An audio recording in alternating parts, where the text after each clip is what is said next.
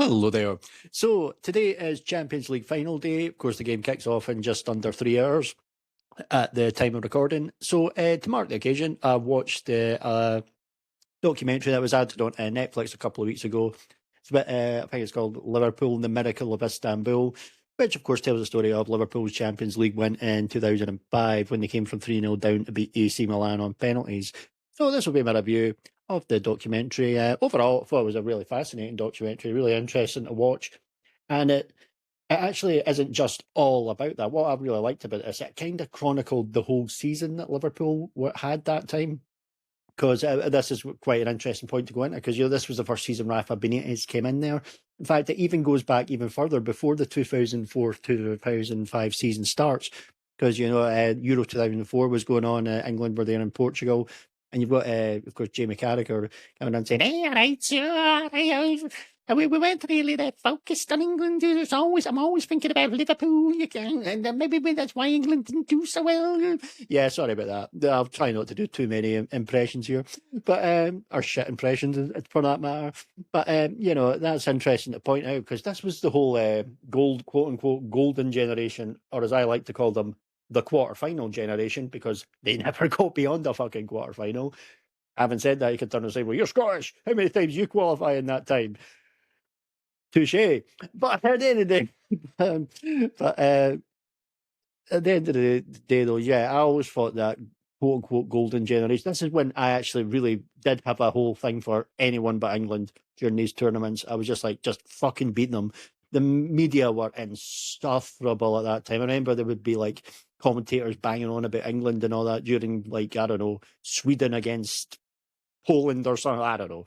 Something like that. I'd be like, "Oh yeah, what about the England game and all that?" I'm just, what? Shut up! I'm watching fucking these teams. It did used to get really annoying. I don't think it's as bad nowadays, to be fair. Although, to be fair, give it another couple of weeks and whole it's coming home's thing's going to start. Anyway, having said that, if England won the World Cup, it would piss off a lot of people in Scotland. Now, a lot of Scottish football supporters who are the type of people that will still defend the shitey SFA and all that shit. It'll piss a lot of them off. So I wouldn't be so bad with it. No, I don't know if I'd want it to happen, but maybe I would just piss off those types of people and SNP supporters and things like that. Oh, the SNP, if you've heard about them this week. Oh, that's one thing as well.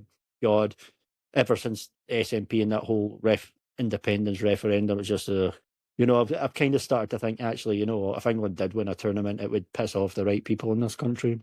But anyway, that's just a thought. I've just been completely sidetracked there. Anyway, back to this. So we talk about that, and yeah, and of course you've got like Michael Owen. Of course, was still a Liverpool player at the time, but he was getting ready to leave because he went to Real Madrid as well that summer. You've got Steven Gerrard as well. But this was also when Rafa Benitez came in that summer to become the new manager. And what I liked about this documentary is it actually really did chronicle how poor they were in the league, which I'll go into as well later on. But it actually shows like some of the games they lost, like Bolton, which, to be fair, Bolton weren't a bad team at that time. They actually were a pretty solid team back in the days. All Big Sam, Big Sammy sounds like the gangster that you call in to sort out the trouble. It's like, right, get Big Sam in. Everyone else was like, no, anyone but Big Sam. No, but anyway, there's another shit impression, but whatever. But yeah, that was all. I'm trying to be lost like 2-0 to Middlesbrough. There was she been showing like I vaguely remember this as well, an FA Cup game when they lost to Burnley, and that's just before Burnley started to get promoted to the Premier League quite regularly. I remember this comical own goal that Jimmy Traore scored. Couldn't remember who. When I seen the goal, I was like, "Oh yeah, I remember that." And then it showed what game it was. I was like, right. Couldn't remember what game it was, but that own goal. Just once I seen it again, it was like, yeah, I remember that. One of the funniest own goals you'll ever see. Whatever. Maybe not if you're a Liverpool fan, but whatever. But yeah, so it just showed just how shit they were, and of course that it shows as well they were very close to going at the group stages of the Champions League, because they got to the last game against Olympiacos and they had to score. Well, they had to win by 2 clear goals to get through. Even if they won 2-1 or whatever, wouldn't have got through. And then they went back. They were one behind at half time. It was a Rivaldo free kick. But then this almost was the catalyst that would almost be a mini preview of what was to come 5 months later, once they got to the final. Because then they actually did get the goals. They won 3-1 with an absolute Gerrard screamer. I went to seal it as well. He had that idiot Andy Gray go, "Yeah, you beauty!" It was like, really fucking hated Andy. He's so annoying. Like, he's such an annoying tit. But anyway, that's enough about him. So that was almost kind of the catalyst. But then you see, of course, what they went through when they got to. They actually started to believe in Europe, like put out Leverkusen, they put out Juventus in the quarterfinals. And of course, it got to the whole thing with Liverpool and Chelsea in the semi-finals. And of course, Chelsea, that was the first year of Mourinho. And they absolutely scooshed the league that year. I think that was a record at the time, 95 points as well. I know the Arsenal Invincibles were the year before, but they didn't get as many points. They drew a lot of games. Chelsea did lose one game, I think it was to Man City, but they absolutely blew teams away that year. They were a fucking fantastic team in that year. So Chelsea were, of course, heavy favourites. And, of course, Liverpool and Chelsea was even... It doesn't show this here, funny enough, but I do remember this was Jose's first season. Jose's first trophy at Chelsea was the League Cup final against Liverpool as well. It was a great game. I think Gerrard scored an own goal as well. And that was when... It was unlucky. It glanced off his head, went in the net, and then that's when Mourinho done the shushing to the fans and all that. Ah, dear. What a character. Anyway, I digress. But of course, this is actually all connected because Chelsea, that time, this is when Abramovich had not long come out. It was his second season there, because they didn't win the league the first year. Of course, it was Arsenal Invincibles. But once he got Jose in, that's when they went and they meant business. And they were fucking buying everyone at this point in time, and they were really trying to get Steven Gerrard and everything like that. And of course, if Liverpool had went out in the Champions League in the group stage, once the January transfer window opened, there's every chance he might well have went to Chelsea then. But I think that was the thing that just sort of kept them there, the one sort of carrot to keep him there to try and push on in Europe with his team. And it all worked out in the end, of course. Now, we come to the final and they're playing like AC Milan. What a great team they were at the time. I mean, you've got Ancelotti. I think he's won the most European Cups as manager, both with, well, a couple with Milan and quite a few with Real Madrid, to be fair. By the way, he's at Brazil. Brazil are due a good tournament. I'll say that's been a while since they've done well. They've been pretty disappointing at the last few World Cups. So, I don't know. I don't know if they'll win it, but Brazil with Carlo Ancelotti in charge might be worth a look. Just saying. Anyway, they'll probably get put in the groups now. Whatever. So then we come to the game, of course. Milan scoring like the first minute, and they're like 3-0 up. And what a team they were. You had like Paolo Maldini, one of the best defenders you'll ever see. You've got like in Pirlo at this time at his peak. You've got there was sort of Shevchenko at his peak, probably the best striker in the world. He ended up missing the last penalty as well. So there you go. It is what it is. I've got, of course, Kaká was coming up now. Never as such a great player had a name that resembles shit so much. What an inappropriate name for such a great player. But, whatever. It fit in well in Scotland, except it wouldn't be Kaká there. It's just pure shite. But there you go. So, of course, 3-0 up. And I do remember this, watching this game. I actually gave up on the game after 3-0. I was like, well, that's game over, whatever. And I think I was playing like SmackDown and Raw on the PS2. And after I finished one of my games on there, I was just like, I'll go and check the score. I remember even thinking to myself, I'll laugh if it was 3 each. Then I went on, and it was 3 each. Yes, I missed all the Liverpool goals at that time when the game was live. I was like, oh, I'm watching this. And then, of course, shows as well, I do remember this as well, the great Dudek double save, especially the second one right at the end of extra time. So, what a save, unbelievable. Well, it was really interesting when it said that Jamie Carragher goes up and basically tells him, Dudek, do what you can, do all your antics you want to put them off. Remember Bruce Grobbelaar and the wobbly legs and all that stuff. So, and then which they show footage of on here when one of the European Cup finals they won. So, Dudek, he didn't quite go that far, but he was doing his dancing about. And he made 3 saves, of course, Shevchenko at the end as well. And that was that. One of the greatest comebacks you'll ever see. I mean, that's the first time that's ever happened, and I think that's the only time anyone's ever came back from 3 goals down in the European Cup final, no matter what the format, whether it be Champions League or the old European Cup. So, astonishing achievement. It really was. Now, this was one of those things, and I remember it really irked me at the time. I was kind of, I honestly think, to be a purist, I was like, yeah, but it's called the Champions League, and you're letting in teams that are finishing fourth, fifth, and things. And Liverpool had not won a Premier League title or a top flight league title in about 14, 15 years at this point. And they didn't actually win one for another 15 years till after that, till 2020. They came close a few times. I remember in 2002, they actually did finish second to Arsene Wenger's Arsenal, and their second title that he won. And that was a really good side they had there. That was, of course, the late, great Gerard Houllier was the manager there.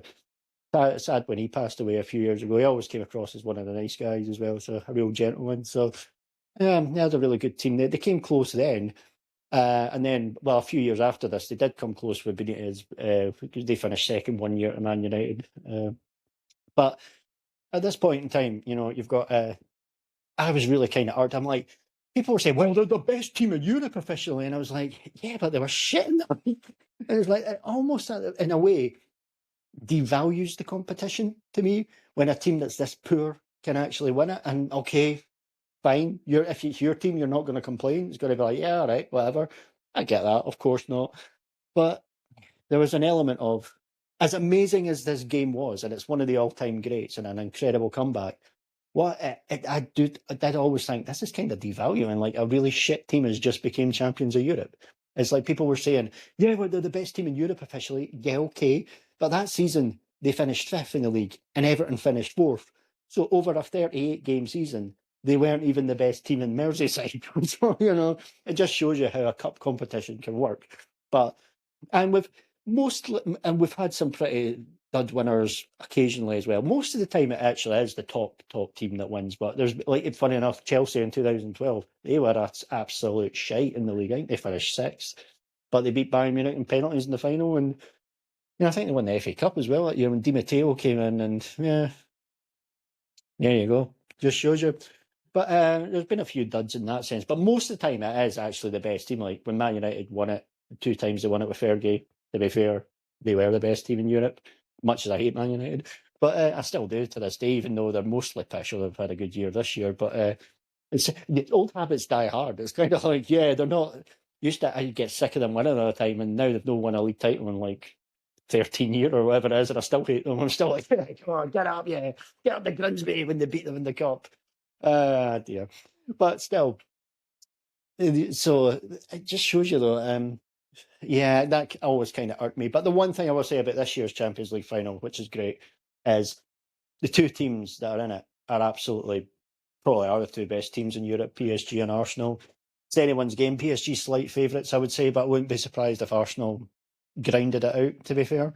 And now that Arsenal have kind of got that bottlers tag lifted off them, if they'd have gone into this game and they'd somehow had bottled the league, then I would have said, yeah, I think PSG could comfortably beat them. Not like 5-0 like they did to Inter last year, but I would beat them by a couple. But yeah, I'm going to go PSG 2-1, but genuinely wouldn't be surprised if this one goes all the way to extra time and penalties.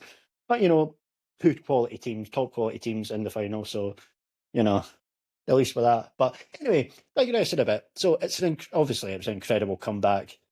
Jamie Carragher said something about how there've been better teams and and some better players, some better managers, but that might be the best moment in the club's history.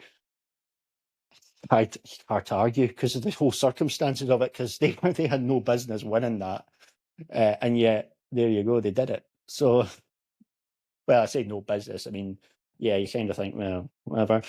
But anyway, yeah, I digress. But yeah, overall, that is an astonishing achievement, and it was really interesting to watch all the stuff as well, all the circumstances as well. Like I said, I'm glad it wasn't just an hour and 15 minutes going on about that game, which I did wonder if maybe if this documentary would be. No, it had a lot of substance to it, like showing out how the season was panning out, all stuff about Gerrard and Chelsea and everything like that. So yeah, I thought it was really good, really interesting to watch. To be fair, if you're not a football fan, I don't think there's anything for non-football fans here, to be honest. But whatever. But an interesting point is people talk about how Rafa Benitez, I've never liked him. He comes across as just a massive bellend. I've always thought that.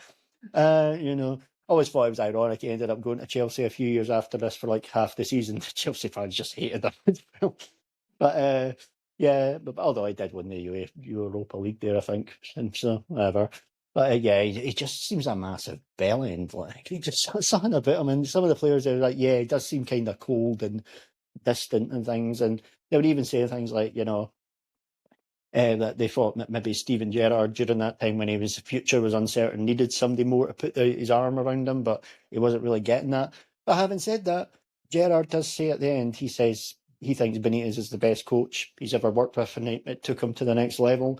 Um, but he does say he didn't think that at the time, but now in hindsight he's saying that. So you've got to give credit where credit's due. They obviously know the guy or whatever. But anyway, that's just my thoughts. Really interesting stuff. There you go. Thanks for taking the time to listen, and goodbye.